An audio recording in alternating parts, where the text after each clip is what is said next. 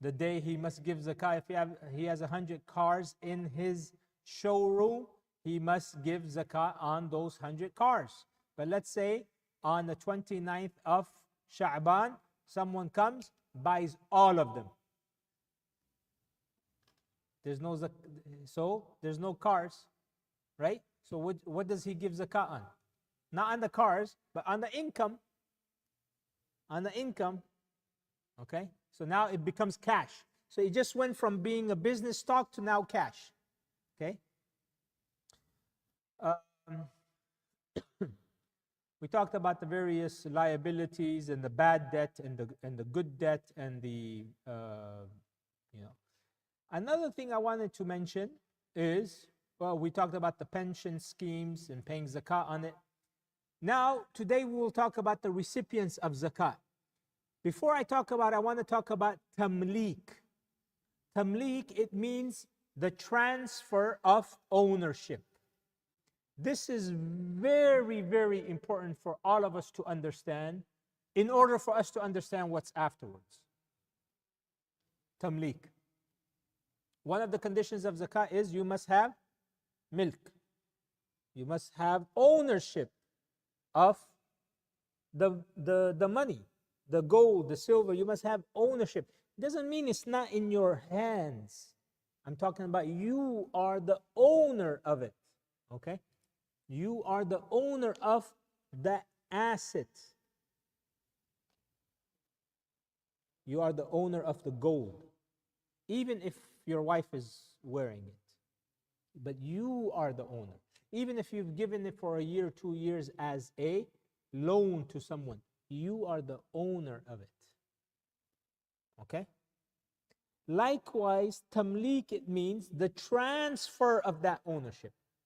So zakat will only be considered to be paid when tamlik is found, when the transfer of ownership is there.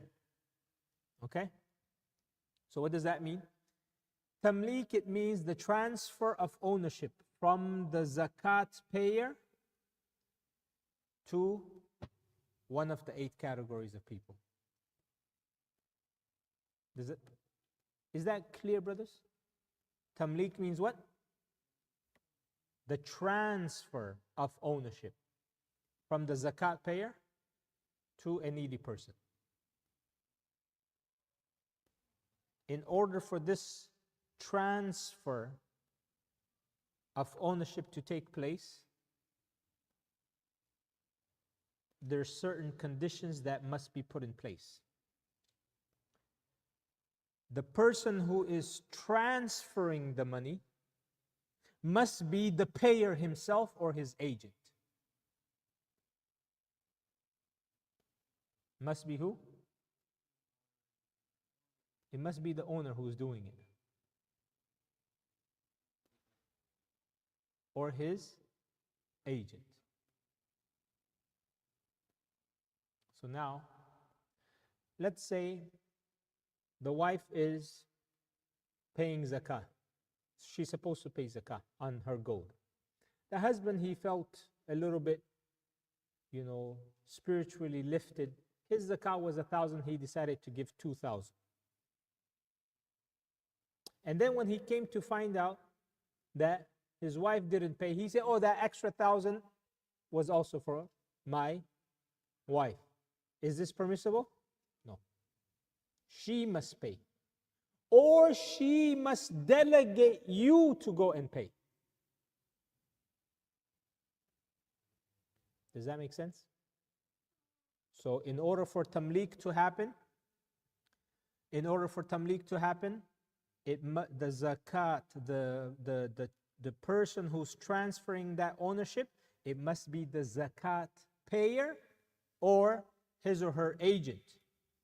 The recipient must be a natural, living person who is entitled to receive zakat. He must be a natural, living person who is entitled under one of the 8 categories. In other words, In other words, the recipient of zakat must not be a legal entity. It must not be a building. Is a building a natural living person? No. Is a well or orphanage, is that a natural living person? No. Is a clinic in a village, you are building a clinic, a hospital, and you are saying this is zakat eligible. Does that qualify? That clinic, does that qualify? No. There's no differences of opinion here, so I'm not amongst the four madhabs. So the transfer must be the zakat payer or his agent. He says, you are my agent, can you give it? Your wife will say, you are my agent, can you pay on my behalf? I will pay you. That's okay. Okay? But if you pay without her knowing, you can't do that. You have to let your wife know that you are, unless you have a previously understood MOU in place, that every year you're going to be paying on her behalf, that's okay.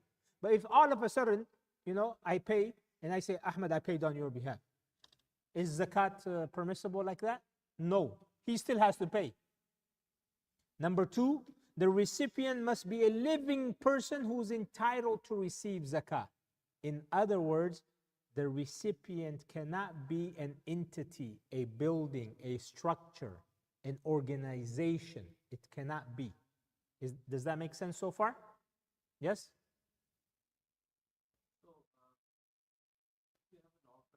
Yes. Yes. Yep.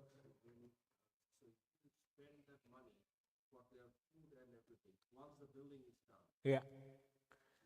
Yeah, of course. You are you giving them the money? Okay. Or you're giving it to their guardians and you're spending, okay, that's permissible. But if you are using the money to build the orphanage, you can't, because where's the transfer of ownership? Who owns it? Again, I'm going to say it one more time. Tamlik. It goes from one person who owns it to another person who owns it. When you build an orphanage, who owns the orphanage? Huh? No, it has to be a person, a human. It has to be a human who qualifies to receive zakat. Okay? Number three, the transfer must not be a payment for some services that you receive. So for example, you have a maid, you have a mechanic, you have a whatever. You have someone who's working for you. And you say, okay, he's zakat eligible, he's miskeen, you are paying him minimum wage, you're also miskeen because you can only afford minimum wage to pay him. Or rather, your business is miskeen. And so you say, man, this guy, he's miskeen. Let me pay him from the zakat, and I won't pay him, and I won't pay him his salary. Or I will take double the work from him. You can't do that. Okay? Clear. One of the brothers, he said that he wants to make a house for one of his maid. Can he give zakat? In addition to a whole bunch of other reasons, I told him, no, you can't. This is another reason. Okay? You cannot make a house for your maid because she's your maid. Keep these two things separate. Okay? The recipient, huh?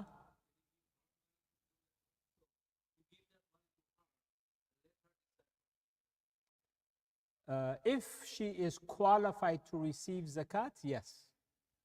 Yes. No problem. We will talk about that. Just transfer the money. She can buy an airplane.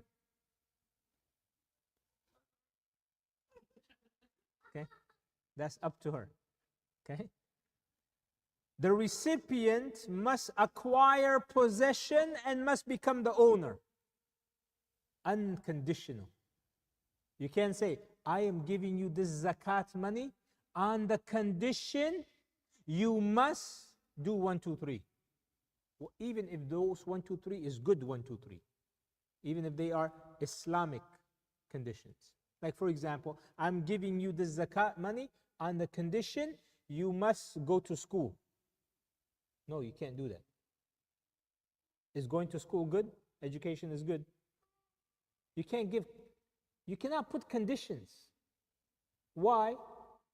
You are not the owner of the money, my brothers and sisters. You are not the owner of the zakat money anymore. You are just holding it, you're calculating it, finding it to the best of your ability.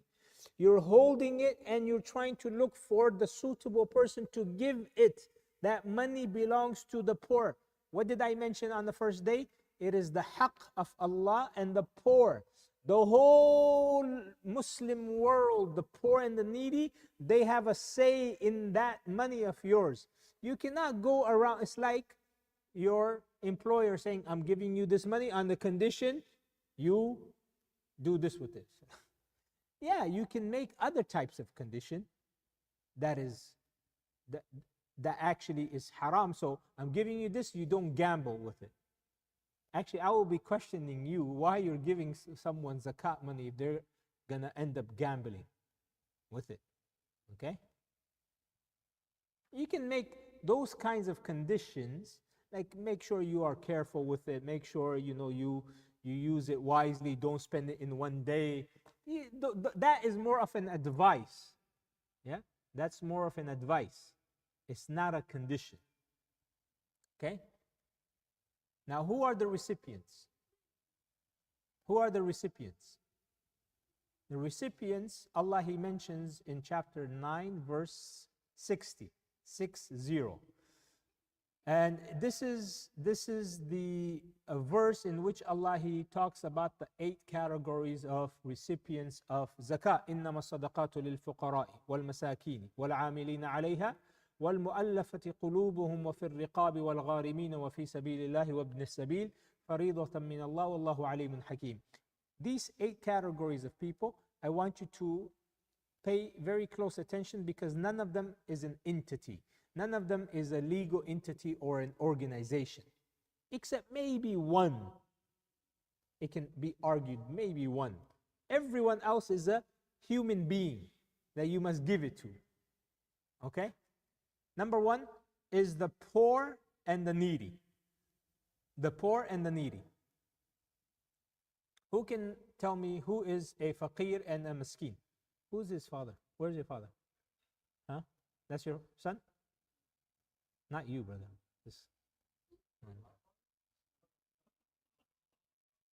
Take it easy, brother. Outside? Go tell him to come. Go call your father. Go. Who's a faqir and a miskin? Who can define? Anyone?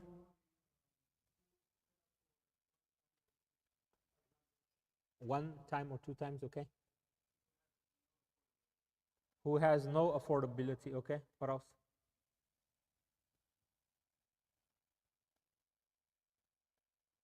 Okay, who else? Yes, Abdurrahim bhai. Okay.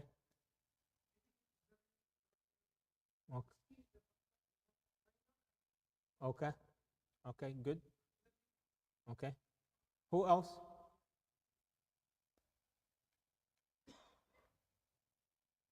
Anyone else? Some of the scholars said there's no difference. Some of the scholars, they say a faqir is a person who doesn't have enough for the whole year. He doesn't have enough for the whole year. And miskin is someone who doesn't own anything. Some say miskin is more poor than a faqir. Some say faqir is worse than a miskin. Some say that a faqir is someone, let's say, his daily expenses is $100. His daily expenses is $100. A faqir is someone who only meets 50% or less. 50% or less. This is a faqir. A miskin is someone who owns 50% up to less than his daily needs. Okay? But what's the point? The point is they're both needy. They are both needy. The miskin is a needy and the faqir is the needy. And the scholars, they just differed. Basically the miskin is someone who just surviving. And the faqir is, he can't even survive. Okay? If that helps you, understand it better. So his wealth, his income only partially satisfies their essential needs. The second is a person who is a person who's in debt. A person who is in debt, وَالْعَامِلِينَ عَلَيْهَا. The Zakat workers. These people, who are they? It refers to individuals that collect and they administer zakah. Okay? They collect zakah and they distribute zakah. So they collect zakah from all of us, and then the distributing of that zakah, they have to follow a rigorous procedure. They identify who are the zakat liable individuals, and they make sure that they distribute those zakat to them.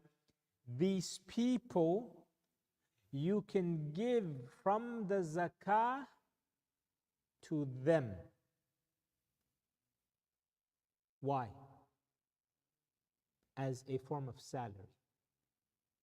This is like their salary.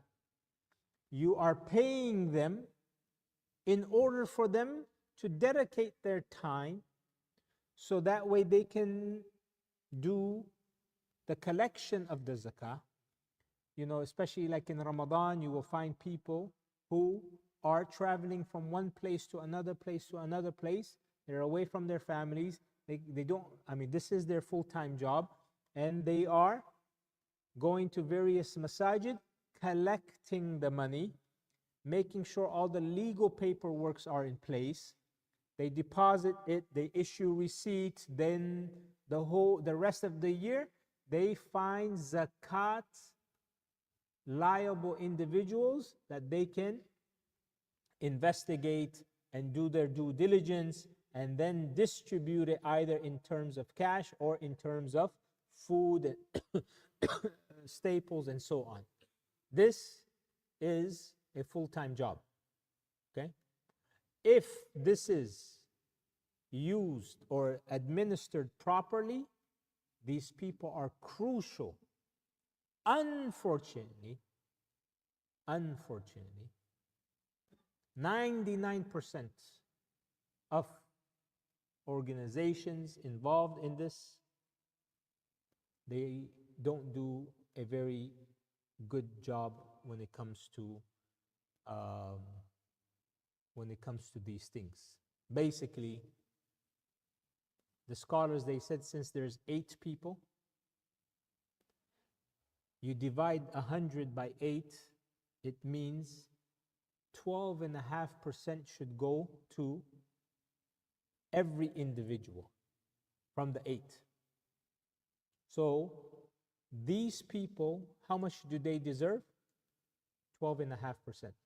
Meaning a zakat organization that is collecting and distributing your zakat money, the maximum they can take, the less they take, the better. But the maximum they can take is 12.5%. And this is reasonable. This is reasonable. Unfortunately, some of the organizations that I have personally looked into their Form 990 with the IRS. These are public information. You can just go ahead and type in any charity organization's name. If you have their stuff, Form 990, every single charity organization, 501c3, they must declare and file their taxes, and that is public information. Some of them I have personally looked into, and I have found that 46%, as low as 46% of your zakat money goes to them. And these are not small organizations. These are multi-million, billion-dollar organizations. 46. And it goes to them. It doesn't mean that, necessarily that they are becoming rich. No. They are not. They are spending it in a way which is absolutely wrong. How? They're putting it in advertisement, Instagram, Facebook advertisement, YouTube advertisement, flight tickets, this, all of this, they're not zakat eligible. You can go ahead from the 12.5%, or from your own salary if you want to go ahead and contribute towards the marketing, okay, maybe. But you cannot use zakat money to pour into marketing and ads. Why do you think someone is going to put millions of dollars into ads? Why? Why? Huh? So you're going to get more money, yeah? But you're going to use that money to go and put it in the back into the system to get more money. So the end result, did you actually help the poor? You want to make more advertisement. So you put money, zakat money in there to get more money. Once you get more money, you're going to put that money back in. How did that help the poor? How did that help the poor? If you don't, do you say, brother, we have to? No. It is all about how you can increase, I don't want to, say too much, but you guys get the point. Huh? Yani, look, if I don't give it to A, plus I'm going to give it to B. I have my own zakat organization. It's 100%. What is it? 100%. Huh? No, not legal. Of course, it's legal. Is there anything as 99% legal and the other 1% shady stuff? No. Zakat eligible, meaning, yeah, 100% goes to zakat. I don't do ads. Even the flyers, I asked the brother, can you make me a flyer? I don't pay him. The videos, I don't pay anyone. I have some YouTube videos. Website, I don't pay. I pay from my website, from my pocket. I travel with my own expense. Food, everything. That money is 100%. The only money that is deducted is something beyond my control, which is the bank fees. That's not in my control. Okay? Which is, or credit card fees. Credit card fees, 2.5%. bank fees, whatever, 1%, whatever it is. I'm not saying this is the best thing, and because I've already acknowledged that those zakat organizations, they have expenses. What I am arguing is that those expenses, most of it are mis-expenses. Because they're putting money, because, okay, the point I was trying to make is, and I'm a one-man show. It's just me and my wife. We send the emails, we do all of this. It's a one-man show. And in 1 year, alhamdulillah, we raised $100,000. Okay? You need a team of 10 people fully on salary to raise roughly about $1 million. Okay? So that costs their salary, there's all of this, and you have to deduct. What I am saying is, I am not putting Facebook or Instagram or YouTube ads. Yet people who trust me, who know of me and my work, they put money into it. Right? So those organizations that is spending zakat money into these ads, just so that way they can get more zakat money, and then they will use that zakat money to go back into it. This is wrong. Because brothers, if you don't give it to that organization, khalas, the brother, he fears Allah, he's going to give it to another one. Do you understand? Like one website, it charges $50,000. $50,000 to go ahead and put your ad on the front page. People pay. People pay. Where is that money going to come from? If it comes from your pocket, I have no problem. If it comes from the zakat, there's a big problem now. Because the 8 people who deserve zakat, I don't see any place it says Facebook ads or any marketing. This money belongs to who? Huh? It belongs to the poor and the needy, and it belongs to the distributors and the collectors of zakah. These distributors and collectors of zakah cannot use the zakat money to put it into ads. Is that clear? I think that should be very clear. That's it.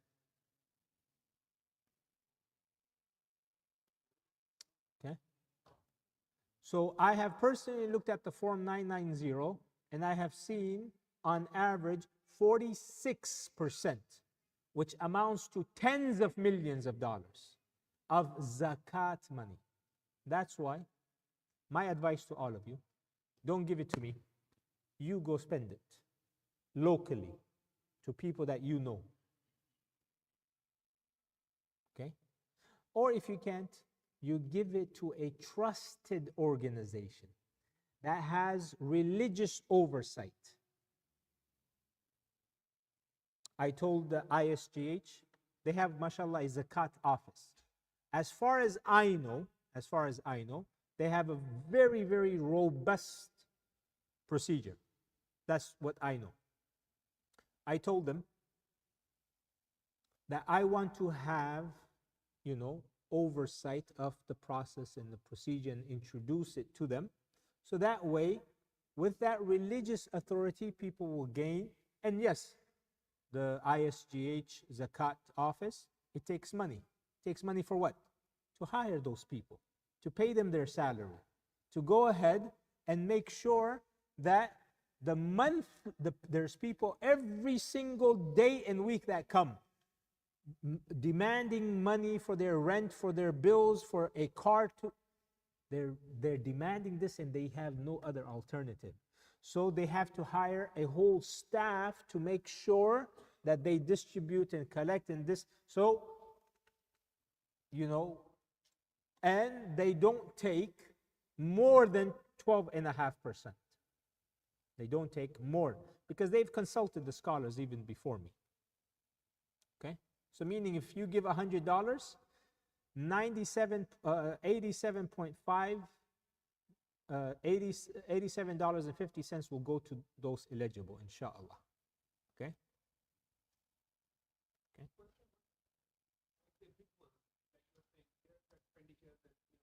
Yeah. Yeah, yeah. So the accountability and audit comes from who? From the IRS. Yeah, yeah. IRS is not going to say why you didn't give, why did you not take less than 12.5%. They have their own accountability. Huh?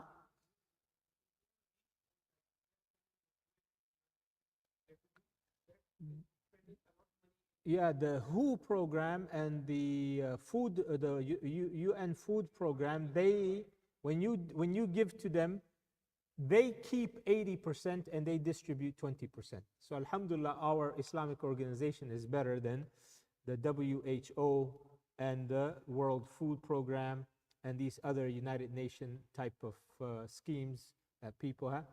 80% it goes through their expenditures, and out of it, 20% of your money goes to them. So there is no tax code in the IRS that say charity cannot the charity cannot take more than 10% in expenses. No, if it's expenses, it's expenses. But we as Muslims, we have to be responsible for those expenses. Yeah, if you can find a donor who can give you sadaqah to cover those expenses, this is better. So for example, I want to go to Africa to distribute this $100,000. Okay, I don't have money to make my ticket, but I also don't want to take from the zakat money. So I asked, brother, do you have sadaqah money to just pay for my ticket? He says yes. Sadaqah money we can use for all kinds of expenses. We're talking about very specifically zakat money. Is that clear? So if someone wants to give sadaqah for a well, for a masjid, for an orphanage, for my expenses, for even if he puts me in, a $1,000 per night hotel, it's sadaqah money. It's his money. He knows. He's the one who's paying. He's paying sadaqah from his own heart, but not zakat. I tend to be a bit very, very strict when it comes to zakat.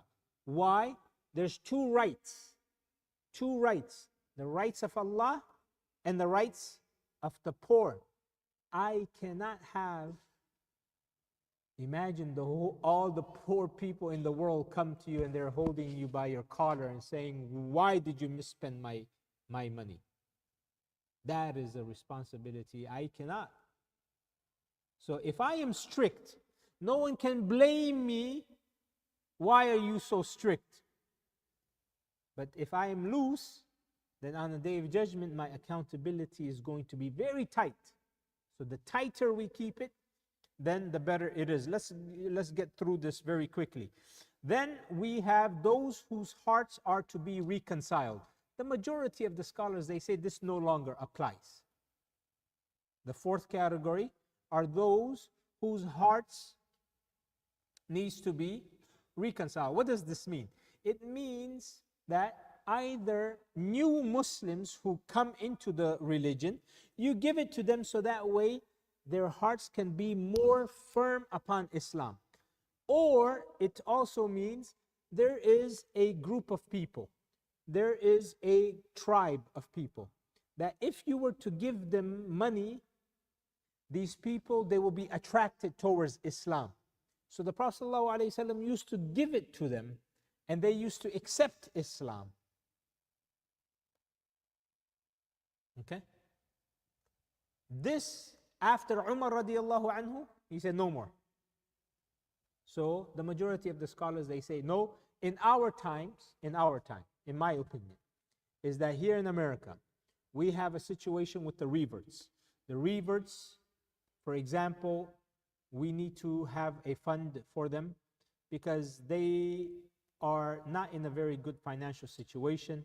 They are probably, I'm talking about those reverts, not every revert, I'm talking about those reverts that need help when it comes to getting a house because they were kicked out by their spouse or they were kicked out by their parents because they accepted Islam.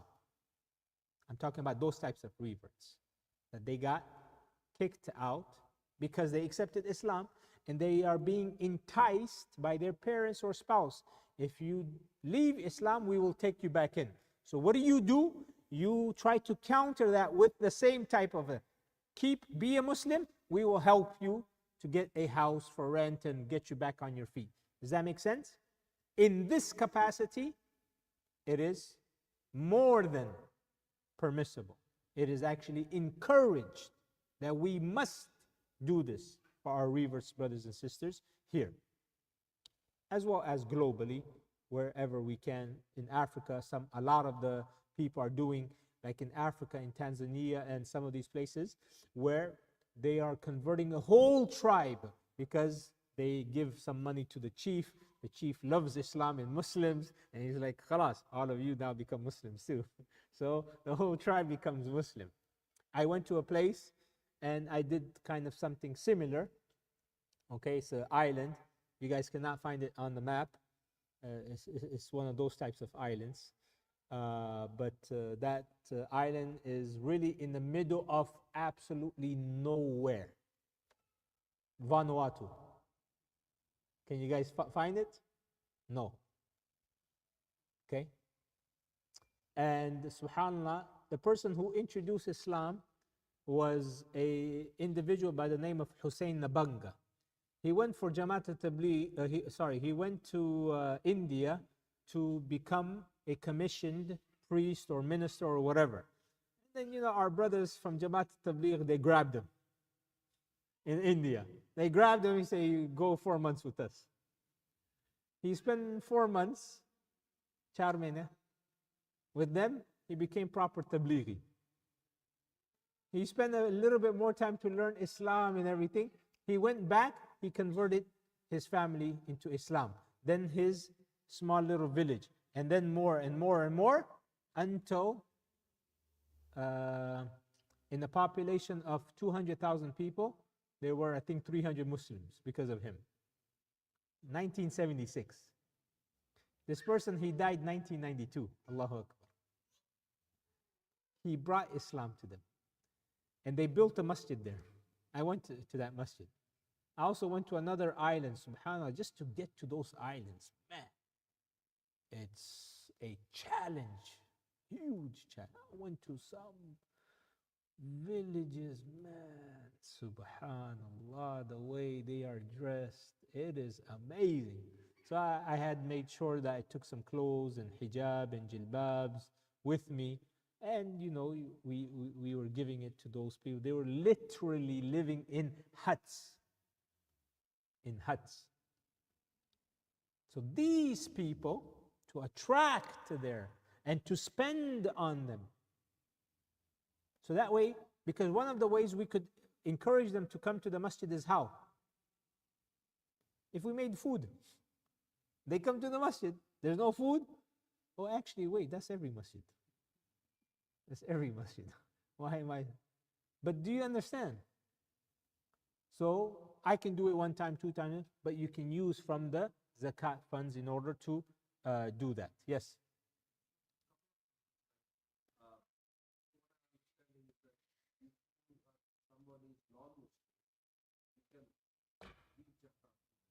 If there is a high likelihood that by you giving zakat, this person, he's going to accept Islam. Yes. No. If you don't know that, then you cannot give it. You're not giving it because he's facing problems. He could be rich. He could be rich. But you give him a nice watch. And he's like, okay, from zakat money. And he will now accept Islam. You're not giving him because he is poor. Zakat can only, I'm talking about zakat, brothers and sisters. We're not talking about sadaqah. Sadaqah you can give to Muslims, non-Muslims. Zakah only to Muslims.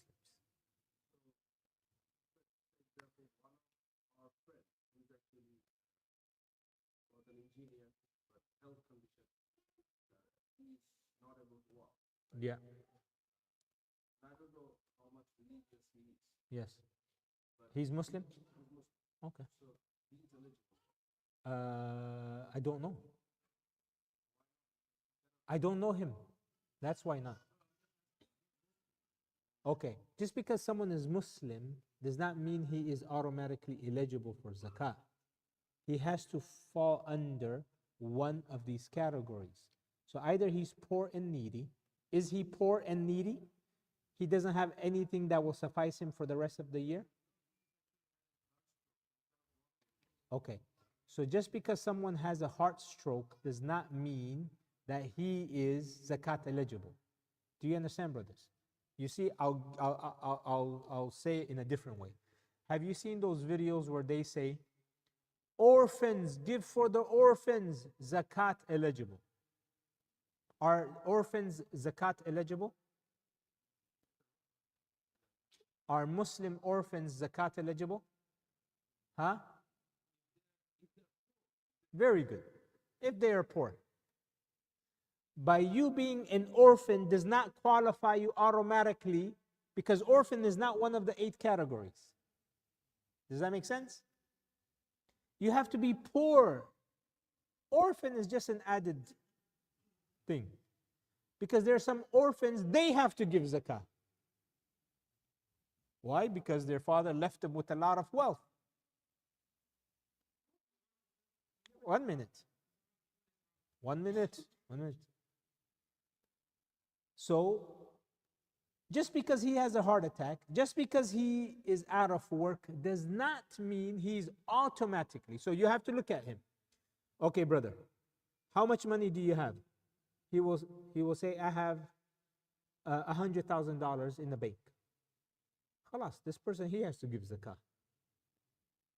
Next year, if he says 0, then he is zakat eligible. Or he says, I only have now 2,000, which 2,000 will last him for 2-3 weeks. Yes. Yes. Yes. So just because someone says that he is poor does not mean he is poor Islamically. Because a person who is poor using one standard, he's actually rich using another standard.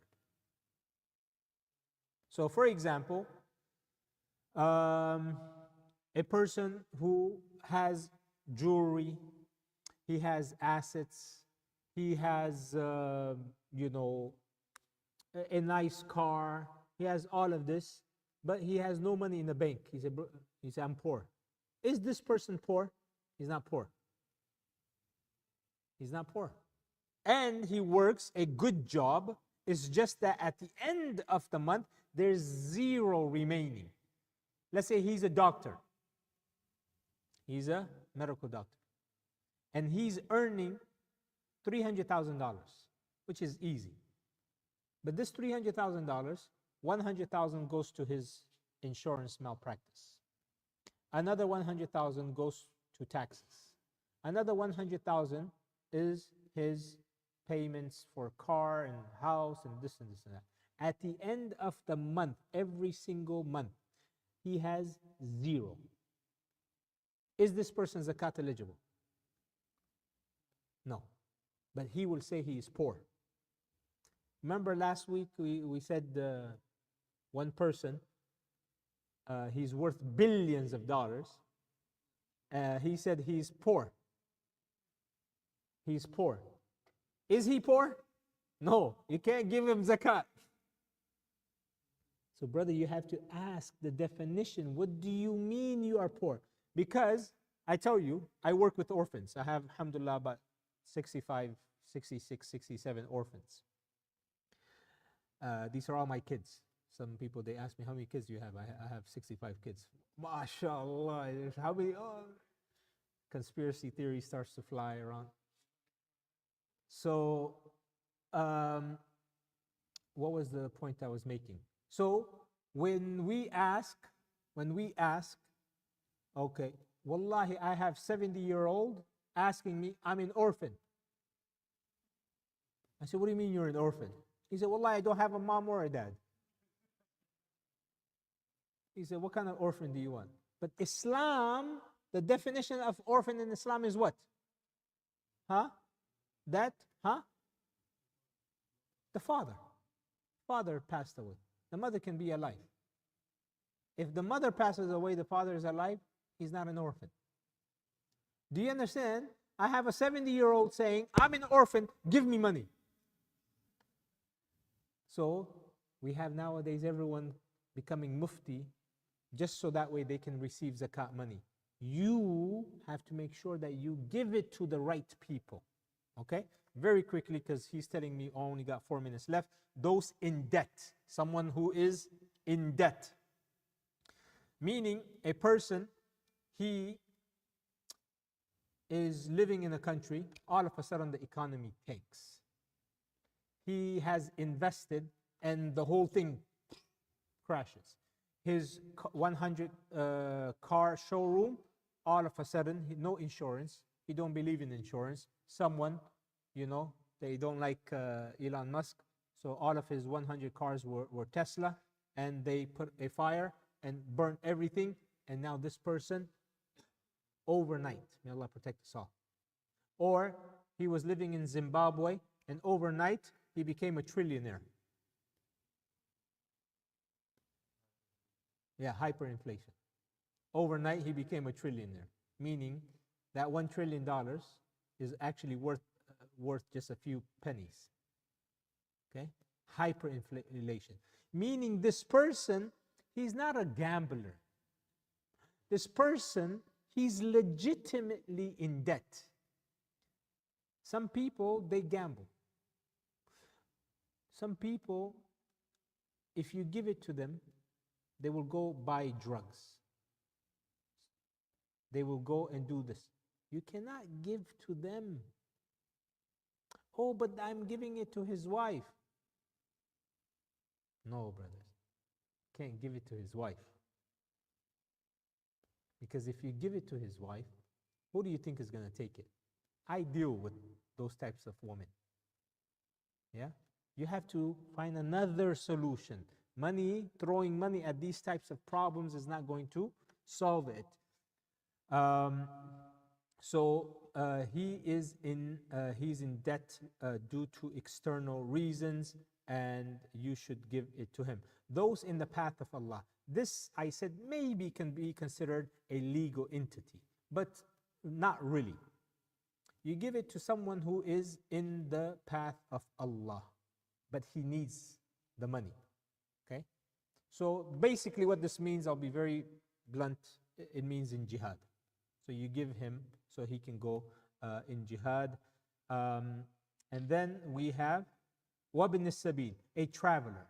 A traveler, it refers to someone who's traveling from one place to another, and he has limited or he has insufficient access to money. So for example, there was one brother here in Houston. He came from the UK, and he's trying to reserve. He came to the UK from the UK here. He's trying to reserve a hotel. When he swiped credit card, denied, rejected. He's trying to call, but in the UK, it's nighttime. And he's trying to call them, you know, after Jum'ah prayer. It's already night. Banks are closed. So what do? The guy, he has millions. The guy, he has millions. Is he zakat eligible? Yeah, he's zakat eligible. Yeah, he's zakat eligible. So if you don't want to give from sadaqah, you can give from your zakat to book a hotel and give him food. So you see, this is wabn as-sabil. It so happened we also need to book for him Saturday and Sunday as well, because weekends, banks are closed. So the bill comes out to, yeah, you're not gonna book Sheraton 4 point, Khalas, Western hotel, something that, you are Western, what is it called? Yeah, best Western. But also don't put him in somewhere you look and his, people are scared. Yeah. So this is the definition of a traveler, not, someone who there's a way for him to get the money, but he just doesn't feel like it. But I think this is very clear. Yes, Feroz bhai.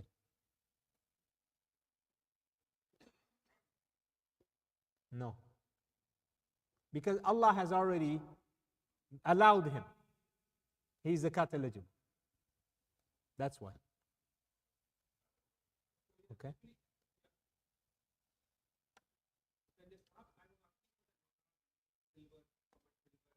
Of course, if he's a millionaire, he should give it back. He should give it back. Yes, the nisab question we covered last week. So just refer to the video last week.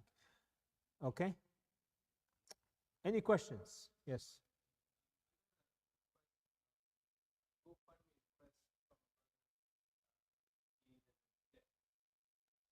You have to find out why he's in debt.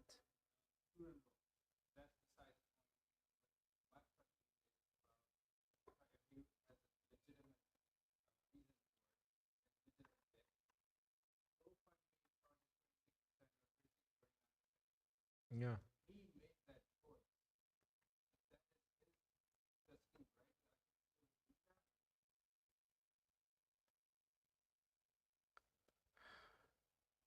Yeah. Um,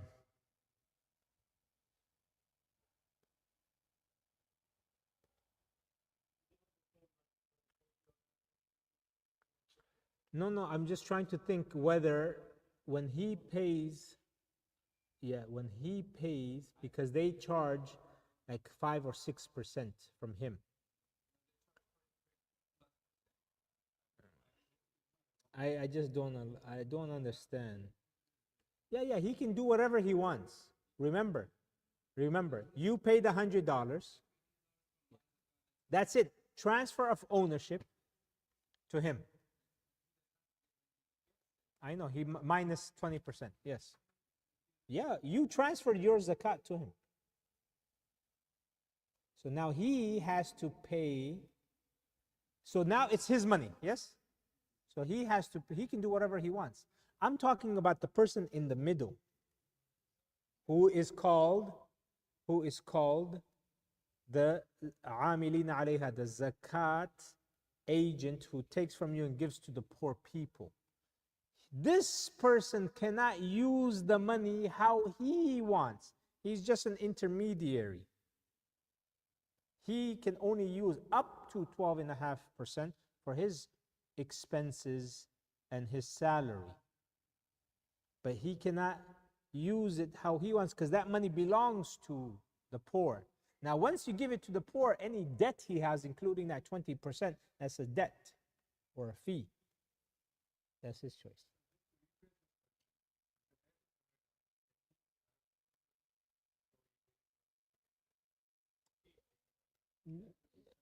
Yeah, he can.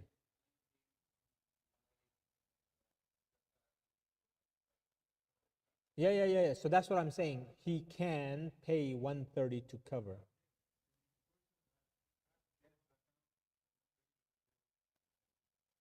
Yes. Because that's a form of debt, future debt. Yes.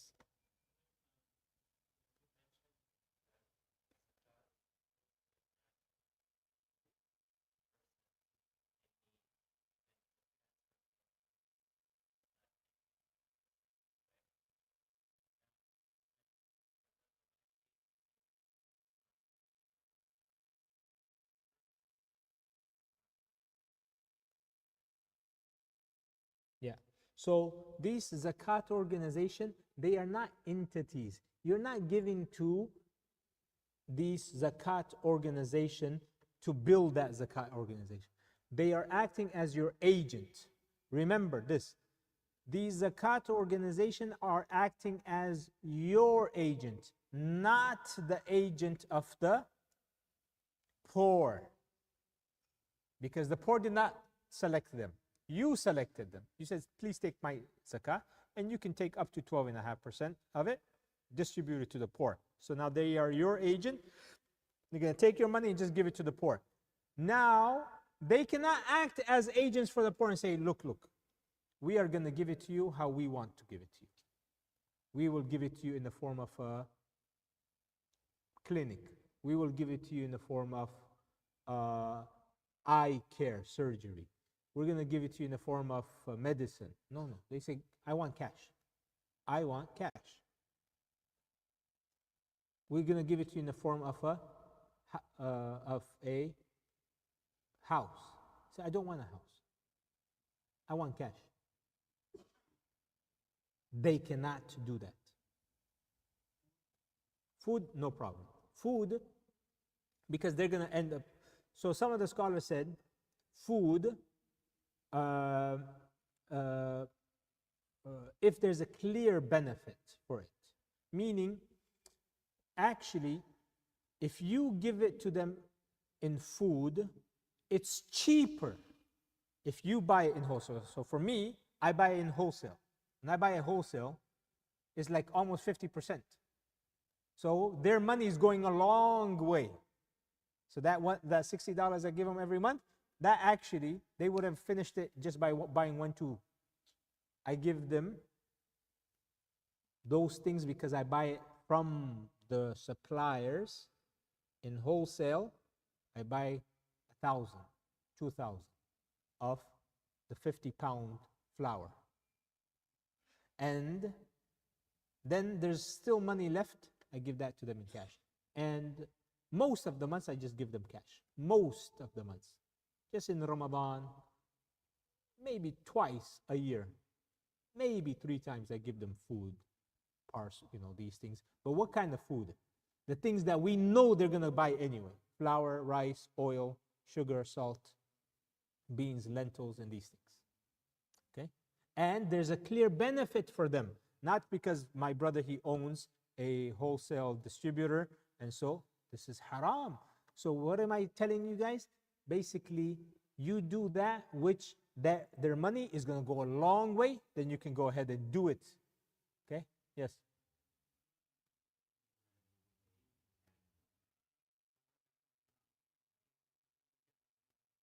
Yeah. So that's what I'm saying. Like the Palestinians, you give them money, they're like, where do I spend the money? There's nothing. So that's what I said. If there's a clear benefit to them, you give it to them. It's ma'qool. Okay? It's like very common sense. You give them food instead. Or not, cooked food. I'm talking about, the raw material. Yes. What's global? Anywhere. Anywhere there's a need and where your heart feels. No problem. No problem. There's a need, yes.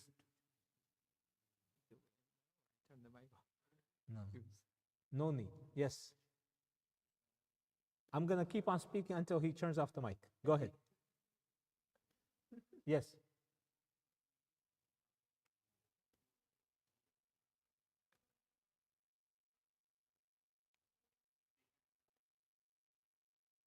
If there's a clear benefit, yes. If there's no other alternative through sadaqah, then yes. The Palestinian issue is a bit more tricky, it's a bit more complicated. So yes, that would be zakat eligible. It takes zakat money to transfer the medicine because they need that. Okay? Again, all of this, the default is you cannot. That's the default. So whatever I spoke, I'm speaking the default. Position is you can't do medical. You can't do clinics. You can't do wells. But there's always exception to the rule. Who's going to make that exception to the rule? Huh? That's the scholar who's going to say, oh, but in Palestine, khalas, no more water. Oh, but with zakat, we don't have any sadaqah. Go ahead and use the zakat because they need water. Does that make sense, brothers? So there's nothing that says khalas, no. No, we look at it and we say, yes, in Palestine, all the infrastructure is destroyed. You want to build A or construct or dig a well. Okay, my first question as a scholar would be, is there any sadaqah funds? No, absolutely no sadaqah funds. The ummah, I mean, we looked at it, nothing. Okay, khalas, go ahead and use it from the zakat. So the default is always going to be no, but there's exceptions to these rules. Ask Allah, yes. He asked that. It depends, brother. It depends. I would say you do your due diligence, and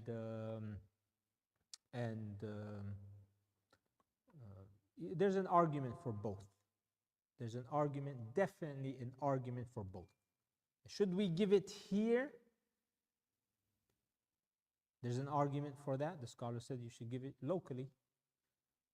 But then what kind of locally were they talking about? What were the conditions? And, globally, look at what's happening. Yeah? The people who are poor here, you take them back home, they're actually, very rich. Okay? So you do what your heart tells you to do. Because there's an argument for both. You do where your heart say, Alhamdulillah, I feel very comfortable doing this, you do that. And if you are like, let me satisfy both, I'll give 50% here, 50% there, no problem. No problem. Does that make sense? Yes.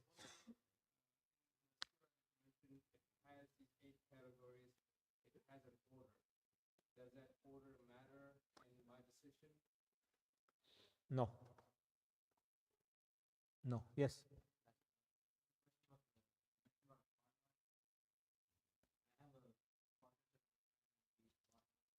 Yes.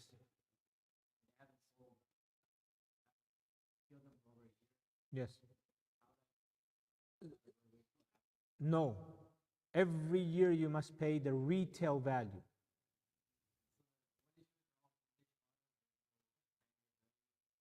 You calculate. What's the retail value? What are they going for? Okay. So what's the market value? Okay, so what you do, take the highest, what anyone will pay, and take the minimum, what you will never sell it below this, and then average it. Okay? All right. Jazakallah khair.